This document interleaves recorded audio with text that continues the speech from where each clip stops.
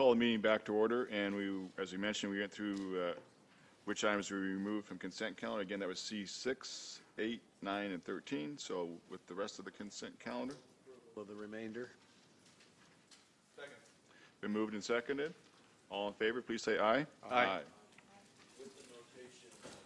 Modi, that on item C4, I am voting no primarily because of my previous position relative to advance payments, and it is suggested that there be an advance payment of $11,391.95.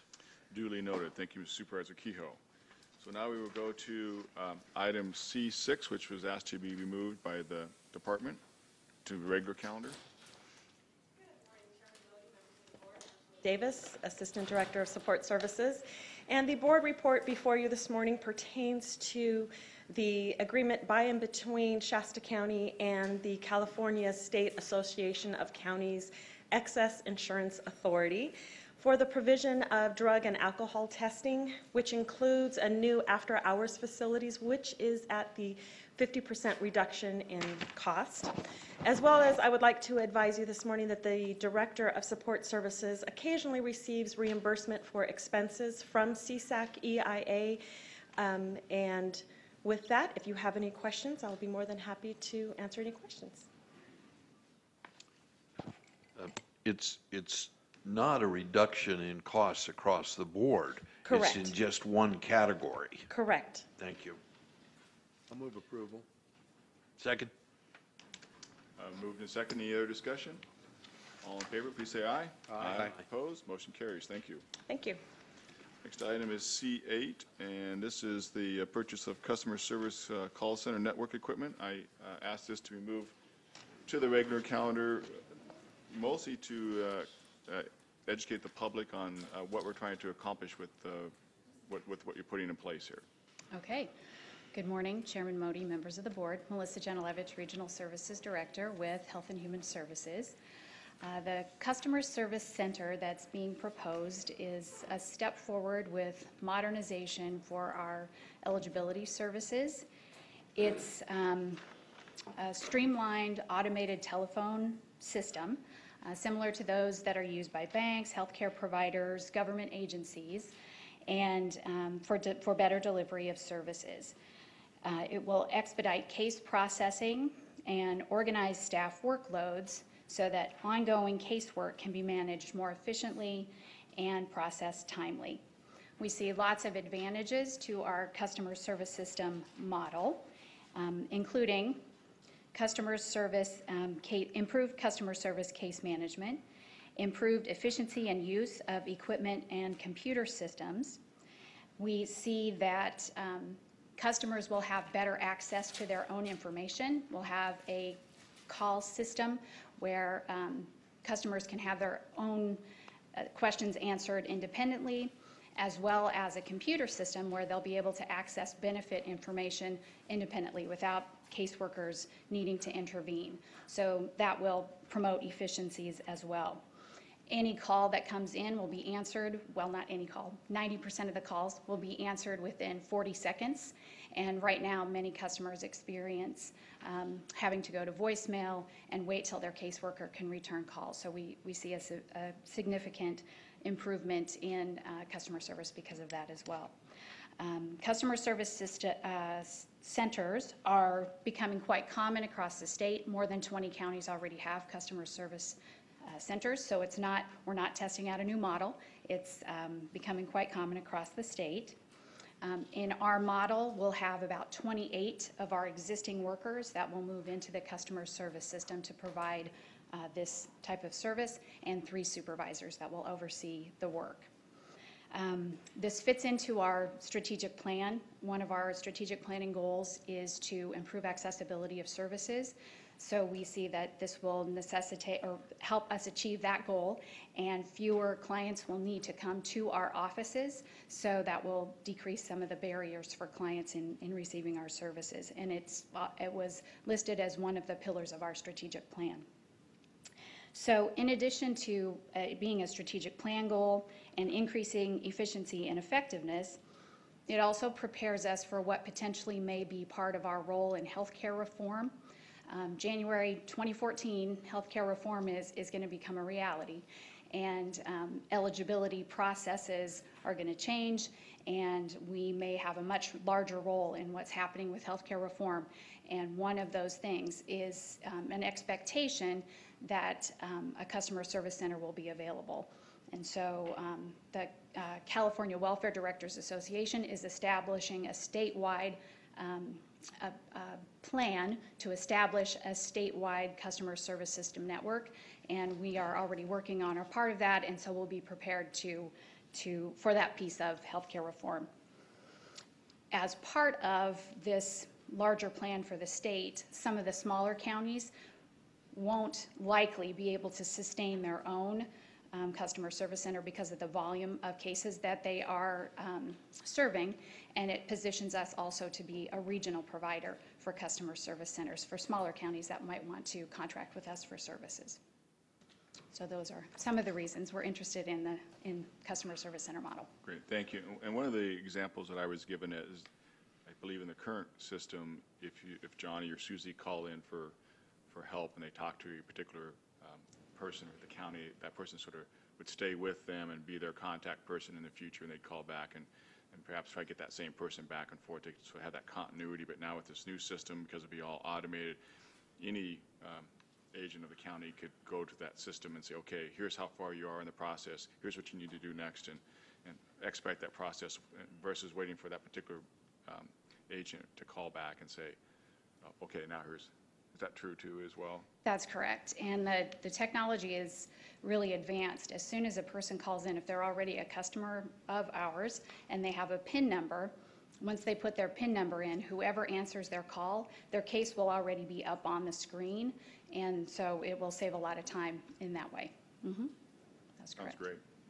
Thank you for your presentation. Okay. Move approval of the staff recommendation. Second. Thank you. Moved in second. Any other discussion? All in favor, please say aye. Aye. Opposed? Carries unanimously. Thank you very much. Next item is C9, which is a Shasta Growers Association agreement. Supervisor Kehoe, you? Thank you, Chairman Modi. I refer you to the financing section of the staff report, probably the second or third line. It says a retainer is paid in advance to SGA reconciled monthly to actual SGA expenditures. So I'm looking for the rationale in providing that retainer, the amount of that retainer. Okay. This is a project that relies on an association to serve a lot of small farmers. So all these independent farmers are in an association, and so none of them can function independently to make the whole project work. And so Shasta Growers Association functions as that central body that holds all the farmers together for our farmers market. And the amount of the advance or retainer is based on the volume of business that's being conducted, and the association is small enough and this project is large enough that they can't float that much cash flow, and the farmers' payments would be significantly delayed without that retainer. Well, how much are we talking about? Oh, the advance is $25,000. The retainer is $25,000. Second question is, you indicate here sufficient checks and balances exist to ensure that funds are not misappropriated. So what do you have in mind there? We do have a really strong control system in place. We actually control every dollar of this project with a real low-tech method. We use tokens, just wooden tokens, and the tokens are in control with Shasta County staff at all times. The tokens are taken to the farmers market, and those participants that are eligible for the project receive a token. One token is worth $1, And so Shasta County staff have the tokens, give the tokens to the participants. The participants then cash them with the participating farmers.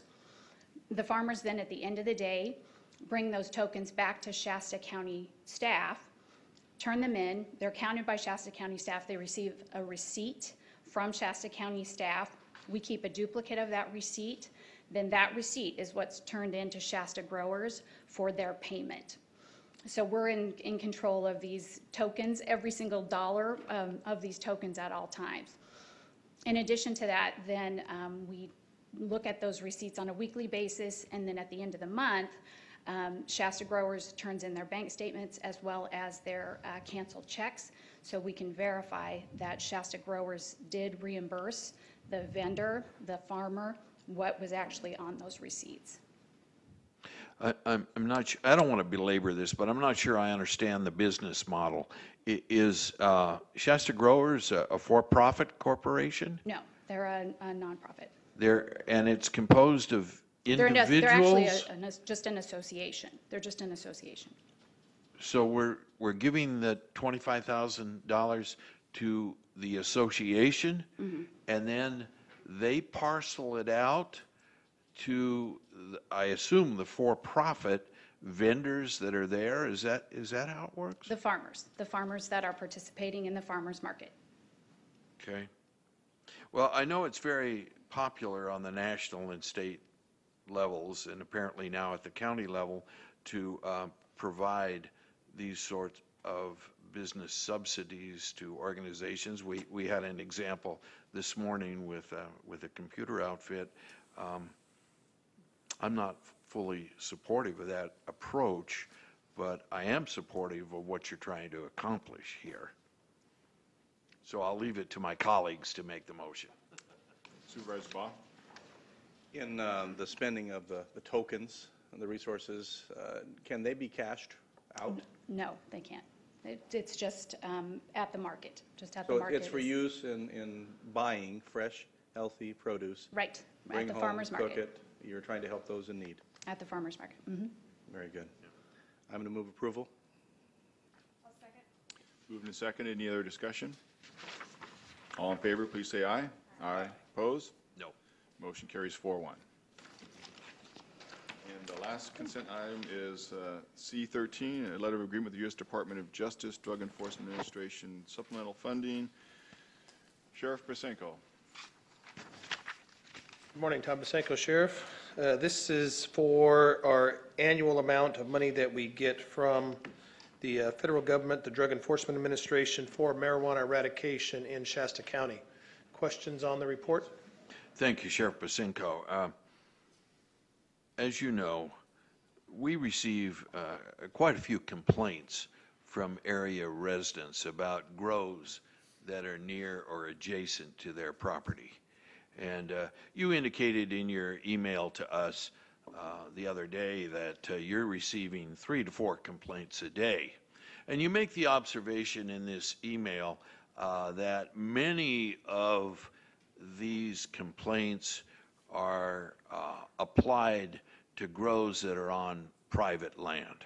Yes, most would fall under the medical marijuana guidelines, and then we do what we call compliance checks if we have the availability of personnel. Okay. So in reading the contract that's been appended to the staff report, I see no prohibition in this contract that would prevent or hinder you from using these funds to enforce our ordinances relative to private land. These funds are for eradication purposes and eradication operations, and they are primarily for on public lands, and that's what we get these for. So there are restrictions, perhaps not in the contract, but within the guidelines of DEA and the way we receive them, and I could provide those to you if you'd like. Well, I would appreciate it, because in reviewing the contract, I don't see any prohibition against using these funds for that, and quite candidly, I see a greater emphasis on enforcement of our rules and regulations relative to marijuana as applied to the populated areas of Shasta County, as opposed to something that might be going on in Forest Service land up at Bagley or Little Bagley Mountain. I mean, as you well know, people are very concerned about this, Tom. They are. You're concerned about it. Absolutely, and the concerns also spread to our public lands as well for the hazards that are there, much more on a, I'll say, a commercial type operation and a danger to the people that are trying to enjoy our great North State lands. But I also understand the concerns for the private property owners and homeowners where they sometimes have these growing operations that may create a nuisance or be not in compliance with the ordinance that was passed recently by the board. Thank you. Yeah, and I would add to that, as you, Supervisor Keough, and I'm sure my other colleagues, I get a number of complaints every week about those who are flaunting our ordinance and just ignoring it. And I know we've talked about it, and your staffing levels are difficult, but it is a growing problem, as you and Mr. Mull told us would be early on, and it certainly is growing quickly. No pun intended. Yeah. I do appreciate the communication that each of the board members have, because as you get complaints or concerns, whether it be regarding marijuana or anything else concerning the sheriff, you are in touch with me either through email or by a personal phone call. Supervisor Baugh? Thank you. A great subject where, as Chair Modi said, I know that we are absolutely all getting the calls and the emails and the kind of the tap on the arm in the grocery store saying, I have a big problem next door. Instead of decreasing, it seems like folks out there have decided to test Shasta County's resolve, and I've been getting pictures that I've been forwarding to you right on the road, not the 6 or 12 plants that we might have imagined, but hundreds of plants lined up and along the side of the road, growing. The problem is we did put an ordinance into effect that has very little teeth into it because we don't have the financial resolve in the county to take care of it. I would like to see us, Sheriff, if you could answer Supervisor Keough's question whether or not these funds can be used to eradicate on private properties. I can get the information to you. Yes. If I were asked to prioritize, I would say that I would prioritize in the neighborhoods, right, because it's becoming an industrial business in the neighborhoods, and it's creating crime problems. And frankly, a call from a lady in Shingletown, 75, maybe 80 years old. I don't know her age, but I know she's up there. She said literally they have the right to, but the folks have a private road, and they've put a gate across it, and they've said, you will not be using this part of this neighborhood any longer. And 3 or 4 families have moved in to grow pot, and they're clearing the trees and everything else that you can imagine, far in excess of the code and the marijuana ordinance that we enacted here. So there's a problem. We can't ignore it. If this isn't the answer, then we need to begin to bring our resources together to discover how we can give you the resources, or between you and code enforcement, we can provide the answers. And this is not, as you well know, it's not unique to Shasta County. Many other counties are struggling with this, especially in the Central Valley of California, such as Fresno County, San Joaquin, Merced, and Madera counties. They have this same issue of the marijuana growers coming out of the forest and actually coming down into the valley floor and conducting operations under the guise of medical marijuana. Exactly. Thank you, Sheriff. Pleasure of the board. Move approval. Been moved. Second. Second. Mr. Keough? Thank you. I think Supervisor Baugh's observations are right on the mark. From a practical level, we have to be concerned about what's happening in the residential areas of our county. And to that end, would it be beneficial if we held a bit of a workshop to discuss this, to identify options and opportunities, get Mr. Mull involved, and move forward and see if we could come up with some sort of resolution? It's a question. Well, I think the question would be for perhaps maybe Mr. Lee. That's what I was looking at. Thank you. I don't know if you're going to. Well, we have a very intelligent group of analysts. What What I want to know let is, me- do they have any money in their pockets? That's all it's about, money. is What, it is. what's been going on behind the scenes? Certainly, resource management and the sheriff have been working on joint letters of agreement and MOUs between each other, empowering the sheriff to do some resource management type action, and things like that will help. So that has been going on. We can certainly have a meeting with the two and see what more can be done especially after we get the answer on the public lands issue, what more can be done to hasten the activity that goes around enforcing the private property ordinances.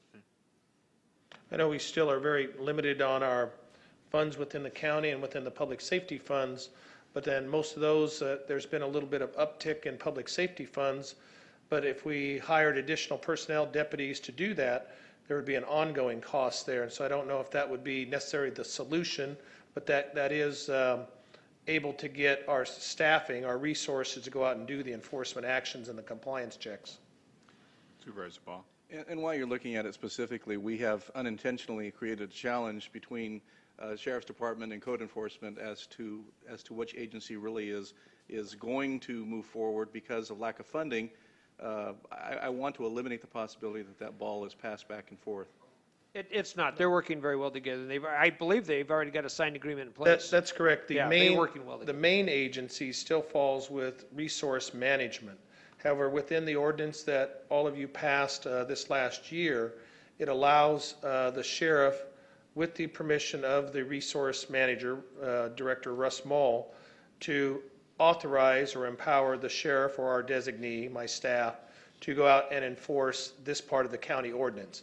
We have that signed letter in effect now, and so we can share the responsibilities. It's just that our staff is at a minimum. There's only essentially one code enforcement officer for the county and very limited on our deputies and the way we prioritize them.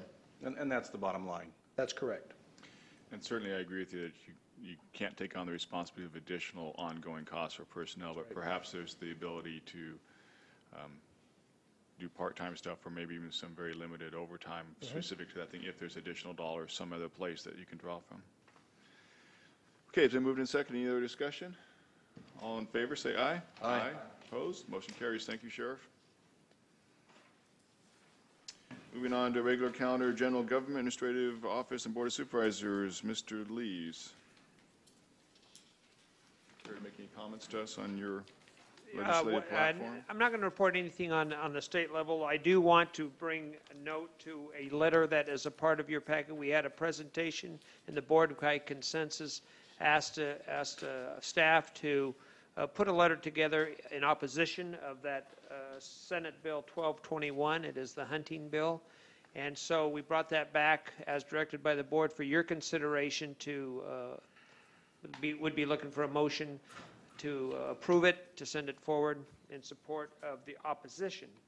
I would Senate Bill move, I would 1221. move approval of sending those letters. Second. Moving and seconded. Discussion. Seeing none. All in favor, say aye. Aye. Motion carries. And that's all I have. Thank you. We'll start with Supervisor Kehoe today. Thank you, Chairman Modi. Under Supervisors' reports, I attended the Shasta County Mental Health and Alcohol and Drug Advisory Board meeting.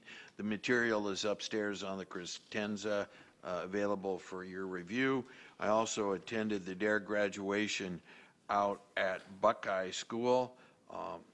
Those graduations are always very impressive, and I enjoy going to those. Another bit of information on Memorial Day, the true Memorial Day, which is the 30th. We're putting on a presentation over at the Memorial Veterans Grove at the Civic Auditorium. Following that, there will be a complimentary lunch for everyone in attendance, and we certainly encourage people to attend. It's a very moving and wonderful ceremony. Finally, I note in the paper this morning, Mr. Lees, that two Shasta County school districts have poor finances that could lead to a state takeover. Now, what is the relationship between the proposed development activities such as up at Oasis and down at Hawkins. What's the relationship between those undertakings in generating funds for these school districts? Yeah, let me, if I can clarify though a little bit of what we're talking about here. And this started a decade or so ago, and I'm very familiar with this because I knew a school district where a state controller stepped in to take control of it. And what's happening, the state goes through and does audits and reviews, and they have something they call a qualified certification, and then they have what they call a negative certification. A qualified certification is a red flag, meaning your school district is in trouble. And we have seen that recently with many districts. And that means you're in trouble, you're going down a financial road you cannot sustain, and you need to make changes, or you're going to be bankrupt. The second thing I spoke of is called a negative certification. Negative means you're there. Negative means that you're now going to be insolvent, and the state is going to come in and take over control. Unfortunately, there's 1,037 school districts, or at least there were back in my day, 1,037 school districts, and out of those 1,037 school districts, there's a couple hundred that have received, actually I think it's about 188 that have received this qualified review. 12 of the 188 have the negative review, negative certification. What that means is the state is looking in to come over and take over those districts. I'll get to your answer, but it's important to understand though. So with the state coming in to take over those operations, what that means, and again, I wasn't on a board, but I was in the neighboring Board of Education where a Board of Education was at a school board meeting. They took action to extend some contracts and do some things, and a man stood up in the audience and said, I have just disallowed any action this board has taken because I'm from the state and I am now taking over the entire district. And that's what happens. It takes away all local control, all power, just like that. So now, to your point, 12 districts in the state, only 3 really north of San Francisco and Sacramento. Well, only. Unfortunately, 2 of those are in Shasta County, 2 of the 3. One in, I think, was Nevada County or something. So, yes, Pacheco was one school district, Cottonwood is the other. And without any sort of new revenue to help things come along, I mean, certainly new development, whether it be commercial or whether it be residential, all helps to sustain school districts in their funding. So certainly this would be, certainly the commercial development, retail center, as well as any additional housing would be a support for these school districts. What unfortunately happens when you get this negative certification, it kind of falls on itself in that you've got parents now, because programs are getting cut so low, and I'm not speaking of any district specifically, but the district programs become so bare that you have parents start to move their kids to other school districts or private schools or charter schools, and that even just actually exacerbates the problem within the district. So we will see here in Shasta County, these 2 districts will have a very, very difficult time climbing out of this without some sort of change. Okay. Thank you, Mr. Lees. That concludes my report. Supervisor Baugh? Thank you, Chair Modi. I'll just take an opportunity to announce that tomorrow in these chambers at 1 p.m. the Board of Forestry will hold a public hearing. I'd like to encourage all the members of the public who are watching and in the room to attend. What they're going to discuss is the illegal tax. The state calls it a fee, SRA tax, and there's opportunity for the public to address the board. Obviously, this board has stated its clear intention that we don't want to see this go forward. However, the public needs to weigh in. I will be addressing the board tomorrow myself, as will, I'm sure, other members of the public. You mentioned the board, but I'm not sure if you said which board. I was going to clarify. Board of Forestry and the Board of Supervisors have correct, but the board is, we're not sitting here. No, we're not. Board of Forestry, my apologies, Board of Forestry is holding a public hearing tomorrow beginning at 1 p.m. in the board chambers here. Thank you for the clarification. Supervisor Hartman. Thank you. Last week, along with Mr. Lees and Supervisor Baugh, we attended the ribbon cutting for the new building in Shasta Lake. Beautiful new council chambers and sheriff's station. It was a nice event. It's really, really nice to see they've come a long way since the old council chambers in the PUD building. So it was beautiful. Now, is that where the RTPA meeting's going to be today? Yep. Yes. Tell me how to get there then. I will. Later, okay. Thank you. Yeah, that's nice that happened. Supervisor Hawes.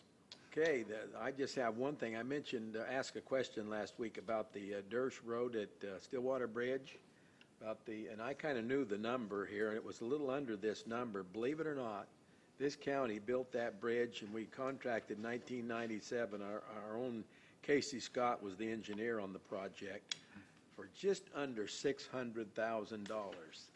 And I hate to tell you what the bridges are costing up the stream a little bit in the business park. I guess I better not discuss those numbers, but they're a huge number above this one. So just goes to show you how efficient and good Shasta County employees are. Thank you, Mr. Hawes. I'd like to just report that last week we had our first meeting between the three cities in the county to discuss revenue sharing or tax sharing, just an opening discussion to see if it was worthy of further dialogue, which the group agreed that we should continue on that path, and we'll be having some subsequent meetings down the road. Mr. Modi, I'd like to convey my thanks for your leadership in getting everyone together on that initiative, and I hope that we can get some satisfactory results. Thank you, Mr. Keogh. I agree with you. Hopefully we'll get some progress out of this. I had the opportunity to attend the Leadership Reading class this last week. Another great opportunity to see a lot of people who are interested in our community and trying to get some things to learn about the community, then perhaps step up to do some things on boards or other activities throughout the community. Very energetic class, and a lot of questions, of course, about state government and county government and city government. Attended the Sustainable Forest Action Coalition meeting last Friday down in Willows. And just so people don't get confused when they hear the word sustainable, somehow it can carry a negative connotation with it. But this particular group used the word sustainable in the sense of keeping our forests open for use, and use in the sense of for forestry needs and timber production, for recreation and use for tourism, protecting our watersheds and the water quality that we have that comes down into our rivers. One of the biggest concerns we have is finding ways to prevent catastrophic fires that have destroyed our forests over the last 10, 15 years when they happen in different areas. So again, a major effort, and it involves not necessarily Board of Supervisor members, but participants from 19 different counties now participating in these meetings, and it's certainly some supervisors are involved, but also people from all the walks of life, from forestry and other concerns that are there as well. I have the information upstairs for those who'd like to review it later. A couple of announcements. Besides the Memorial Day service that Supervisor Kehoe talked about, there is another one which will be on May 28th at the Veterans Cemetery. It's at 5:55 in the evening. And then also, as was mentioned, the RTPA meeting is today at Shasta Lake City at 4 o'clock. And then one last thing that I'll throw out, I'm not looking for a decision or necessary discussion at this point from the board, but we do have two meetings canceled in July 3rd and July 10th. I don't know if anybody has any plans yet, but I've just discovered that I'm going to have to be out of town on July 17th, so I'd like to see if my colleagues might consider moving the postponed or the council meeting from the 3rd to the 17th, and maybe have the meeting on the 3rd, but I'll leave that for discussion at a later point with Mr. Lees to follow up on that. Having nothing else, we will then move on to item R6. This is an item to discuss the potential postponement of annual adjustment for public facility impact fees. I've asked this item to be put on the agenda for a discussion with my colleagues. It's something that I brought up about a year ago, but at that time chose not to bring it forward because it would have caused extreme complications with the Hawkins development and what was occurring at that time, and I didn't want to postpone that discussion and vote. It would have made it very difficult talking to staff about it, and we didn't want to cause that kind of problems. But I do want to at least bring this up again. I've had continued discussions with people in the public arena, the private sector of the public arena, who are looking for ways to promote growth and things to occur. Obviously, we've seen some of the cities have done this and have suspended some of their impact fees. I'm not proposing that we necessarily roll back our impact fees, but at least maybe, if nothing else, a sort of a sign of good faith that we might consider suspending our index increase, which is at this point looking at 2.9%. So I throw that out for a discussion, and I also have one speaker request as well. Mr. Kehoe. Thank you, Chairman Modi. The staff recommendation is that we charge the CAO's office with providing us with a report on the pros and cons of this suggestion. Is that correct? That's correct. I just wanted to see if the board was interested in doing that. Okay. Yeah. Not a decision today or anything. Thank you. Then I'll go to my speaker request form, Mary Machado.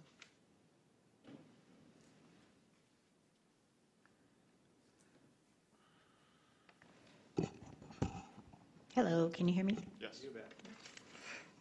Good morning, honorable supervisors. My name is Mary Machado. I am the executive director for Shasta Voices, representing over 1,043 supporters who are citizens for economic stability in the Shasta County area. Thank you for listening to Shasta Voices' concerns regarding the continually increasing building and development impact fees. The downturn in the residential construction industry, as well as other construction, is directly or indirectly responsible for the loss of the greatest number of jobs in Shasta County. This situation will persist until the industry goes back to work. The question is to the degree to which local officials want to take action to help fix this. If the current economic crisis has taught us any lessons, it is that residential construction industry's health is vital to the residents and local governments of Shasta County from a wide variety of standpoints: employment, taxable sales, affordable homes. We just heard about the schools. The local dilemma is the fact that new homes now must be priced at the 2002 or 3 levels to be competitive with the foreclosure-driven prices in the existing home market. But given today's cost levels, builders will lose money on every home they create, even on previously purchased lots that are now treated as having zero value. That is why Shasta Voices believes that we need to make an attempt to do something now, so when the market conditions do improve, motivation will again exist for the new construction. In the short term, fees are the only costs that local officials can control. If they are not reduced or at least frozen at current levels, the resumption of new home construction and employment will have to wait until the current crisis in housing ends and prices return to higher levels. That could take years. Given the fact that the current fees were calculated, based on the grossly overstated growth projections, and we have several pieces of data from the staff at the RTPA and the cities of Reading and Anderson to back this up, and because the projected infrastructure improvements were not needed or constructed, there is no unmet financial need today. It could feasibly take 10 years for the fees that are currently in place to actually be justified. You've already raised the fees by 12.48% since 2008, the Shasta County fees, adding another $900 to the cost of a single-family home and much more for any commercial structures. And you may or may not be aware that the school fees are increasing by 8.5% on the 1st of July this year to $3.20 per square foot for single-family homes, adding another $460 on average to the cost of the fees. The RTPA has already updated their traffic model to reflect more accurate growth projections, and the City of Reading is in the process of updating their impact fee programs. They have had a suspension of the inflationary increase to impact fees in place for almost 2 years now, and have an impact fee waiver program as well right now. That's $12,518 per single-family home or duplex. That's in place currently. In 6 months, that fee waiver has generated construction of 70 new single-family homes and duplexes so far, with 35 new homes in plan check right now that will be eligible for this program. So today, we're asking you to consider waiving the upcoming planned inflationary increase in Shasta County development impact fees of the 2.9%. It is scheduled to take effect on July 1st of this year, and if you were willing to make this little step, it would demonstrate the county's willingness to do something positive to assist in the economic recovery process of our community. Thank you. Thank you, Ms. Machado. Okay, back to the board for discussion. Mr. Move approval of the staff recommendation. Thank you. And I'll second. Oh, sorry, Supervisor Hartman beat you. There, that's okay. Under discussion Yes, then. sir. Go ahead. I applaud you for bringing it forward, Supervisor Modi, and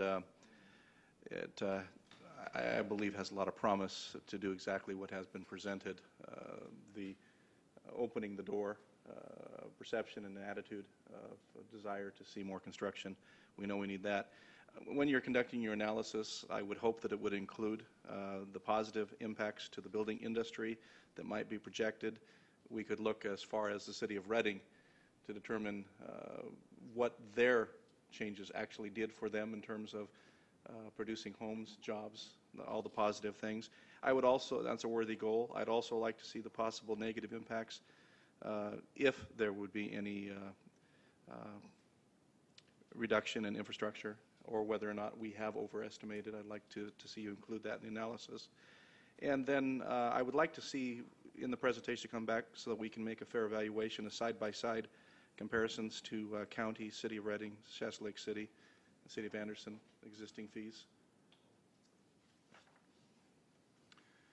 The other thing I would ask that you have staff do, Mr. Lees, is take a legal look at it, make sure that what ramifications are there on any existing projects in the pipeline if we, number one, suspend this proposed increase, but number two, if we were to change the impact fees that are in place, what ramifications those would have as well. I'm sure those are questions that will come up. Very good.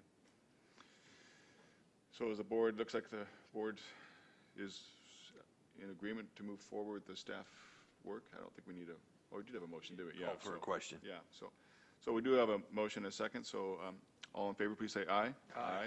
Opposed? Motion carries unanimously. Thank you. Moving on to item R7, Public Works. Consider the following actions. New jail AB 900 Phase 2 budget amendment and contract authority. Sheriff Basanko. Good morning, Supervisor Modi, Tom Basanko, Sheriff. This is a request to transfer $50,000 from the Public Safety Fund to the jail budget to move just one step to meet the requirements for the CEQA reporting requirements that Director Minturn will discuss a little bit more. There is a deadline in this for the CEQA, which has to be started by June 6th. This still does not commit us to the $33 million which we received from the state for the jail project, but the CEQA must start by June 6th. And as you know, there's a couple of projects that are in the pipeline right now. We have the vote that is coming up on June 5th for Measure A, and then the initiative for the governor's initiative in November to see if there will be funds for public safety there as well. So I think this is a good step. The CEQA process would still need to be done if we were going to use that piece of property for anything else, which is location where current county fleet management sits. It's also referred to as the county station. And we can take it one step at a time. We are still working at reducing costs for the operations of the jail to see if we can get to the point where we can afford that. And as you heard in earlier reports regarding the jail and parole, obviously we're at a crisis need for additional jail bed space, but we cannot incur cost and ongoing costs of monies that we don't have at this time. So it's a way to look to the future without overcommitting ourselves, and I'll turn it over to Director Minturn for the rest of the presentation. Good morning, Chairman Modi, members of the board. Pat Minturn, Public Works Director. Before you today is a modest first step towards potentially considering this grant. The board is today considering a $50,000 allocation. That would get us through the real estate due diligence, hopefully. When we did the juvenile hall, we perhaps didn't give this the full respect that we realized up front that perhaps it needed. It turned out to be a very elaborate process. The state folks are very concerned about any sort of site issues, easements, assessments against the property, and of course contamination. This is an existing gas station.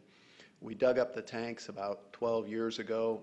The site was remediated at that time. We put in a double-walled tank. There shouldn't be any issues with the double-walled tank, but there may be some residual issues from the tank that was removed before, and we need to document to the state's satisfaction that there aren't any issues, and that can be very difficult to do even on this relatively small site. So there's a tight deadline. The real estate due diligence needs to be completed by July 12th, so that's a very tight timeline. We've contacted Lawrence and Associates, who did the previous environmental work on that site. They're very familiar with this whole area, but particularly that site.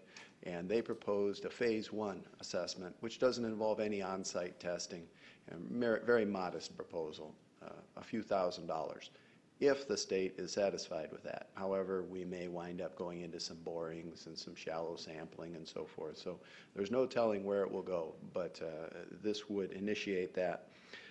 Sheriff Basanko also mentioned CEQA. CEQA is a more elaborate process. We're looking on the order of $70,000 to do the CEQA.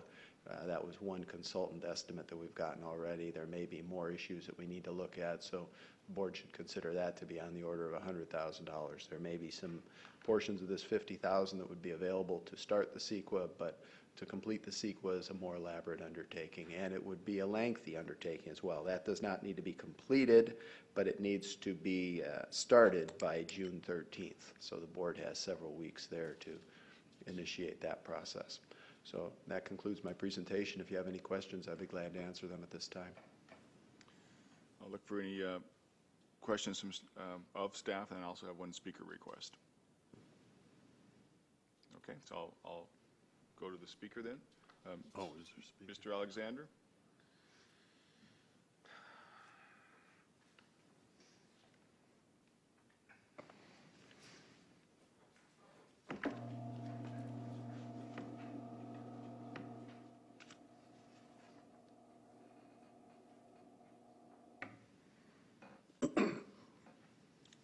Thank you for the opportunity here today to address the board in support of the staff recommendation.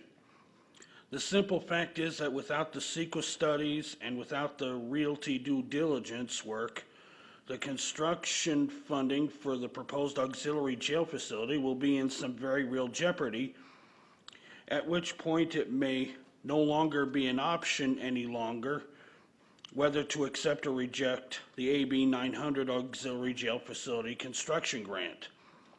One could go on in some length about the need for additional bed space, but two phrases in particular sum things up: capacity release and revolving door. If we don't get some additional jail bed space to help deal with the capacity release situation, made all the worse by AB 109 among other things, we might have to change the jail slogan from whatever it is right now to, "Would you like fries with that?" A phrase often heard at drive-thrus. Seriously, the need for additional jail bed space is incontrovertible, and the decision on whether or not to keep the option open by taking the preliminary steps, that decision by possible reason of prior delay, whatever the grounds, must be made sooner rather than later. The June 13, 2012 deadline spoken of in the staff report is ready evidence of the lateness of the hour. Please keep the option open, agree to, and support the staff recommendation. Thank you. Thank you, Mr. Alexander. Mr. Kehoe. Thank you, Chairman Modi. I believe there is an independent value in undertaking this environmental study, and that in and of itself should be supported by the board. The staff report indicates clearly that there is a $2.1 million match for us to get in the game, compounded with a $6 million operational costs, and so while I think this is a meritorious first step, I think it should not be considered ipso facto approval of the project. You know, I am reminded of the words echoing down the halls of this establishment of Mr. Lee's, namely, we have an obligation to the public to live within our means and to not spend money that we don't have. So let's not anybody be under a misapprehension of what this action actually is. And to that end, I'll move approval of the staff recommendation. Well said, Mr. Kehoe. Under discussion? Just one question for the sheriff. The $33 million grant that's out there, is it still out there, or is it being, just like we saw with the courthouse issue, they started with a certain amount of money, and now they're cutting back.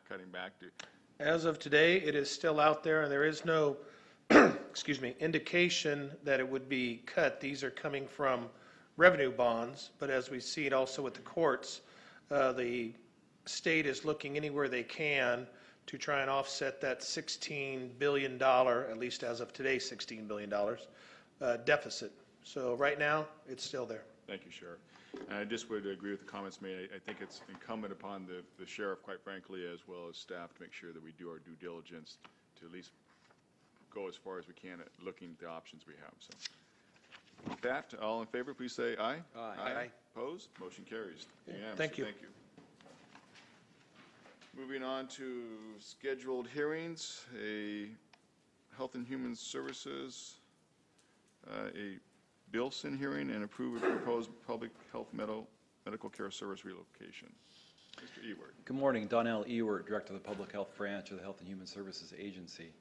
As I have before, I'm here today to ask the board to hold a public hearing and then consider making some changes to the medical services that Health and Human Services Agency is providing. Currently, we are providing immunization services in 4 locations in the county at 2650 Breslau and 1220 Sacramento Street in Reading, and also in our regional offices in Anderson and Bernie. Previously, we had offered immunization services in the city of Shasta Lake as well as Fall River Mills. We've had to reduce those or eliminate those services due to the budget constraints in the last few years, as well as reduce hours in other locations. Today, the proposal that I'm bringing before you is not to reduce or eliminate services, but rather relocate them from 1220 Sacramento Street in Reading to 2757 Churn Creek Road in the Enterprise area of Reading. And that's because back in the fall last year, we opened a new regional office Enterprise, and we've been getting a great response from the community. Our expectations to increase our WIC services has been exceeded. We knew there were a lot of our client base out there, but more people are coming than we even anticipated.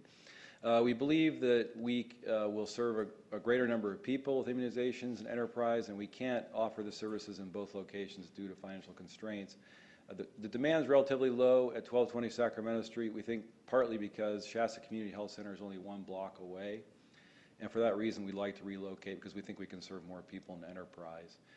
So that's the proposal on the table. There will be no cost savings. There will be no additional cost either because the nurse hours will just be spent in a different location. And with that, I'd be happy to take any questions before opening the public hearing. Mr. Kehoe. Mr. Ewert, then the 100 clients per year that you make mention of in your staff report, it is your belief that they would either go to the other location or be served by the clinic down the hill there? Or they could come to Breslau way, okay. Right? Thanks.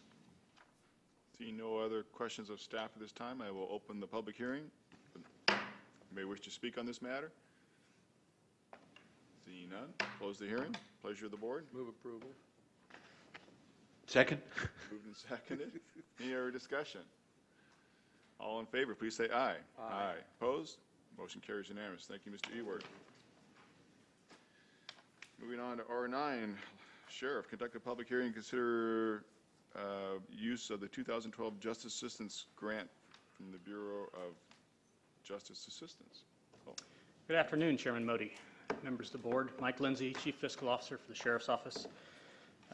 Would like to recommend that the board this afternoon conduct a public hearing to consider the use of $39,401 in what's known as JAG funding, and to utilize it as proposed in the staff report, and to ratify my electronic signature on the fiscal year 2012 assurances and certifications that I submitted with the application of the grant on May 14th, and then to direct staff to bring this item back to the board on or after June 12th for final approval of the proposed use of the funds to comply with the 30-day review period of the grant.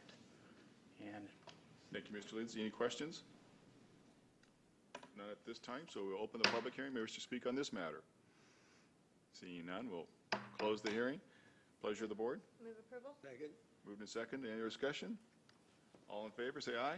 Aye. Opposed? Motion carries. Thank you, Mr. Lindsay. thank you. That concludes our regular board agenda. I'm pleased to announce that there is no closed session today, so we are adjourned. Right on time. Thank you. Until June